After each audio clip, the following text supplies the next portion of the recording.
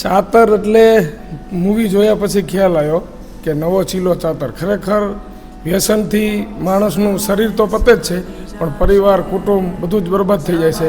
અને સરસ મજાનો જો કંઈ મેસેજ આપ્યો હોય તો મારી દૃષ્ટિએ જે આ મૂવી જોવે ચાતર તો ખરેખર એમાં બદલાવ આવે એવું હું કહી શકું છું. વ્યસનથી બાળક ઉપર શું અસર થાય છે અને એનું ભવિષ્ય બગડી જાય છે અને એનો નિર્ણય એક જુદો લેવાઈ જાય તો એની લાઈફ બગડી જાય છે. એના માટેનો આખો એક ચીલો ચાતરવાની જે ફિલ્મ બનાવી છે બહુ સારી છે.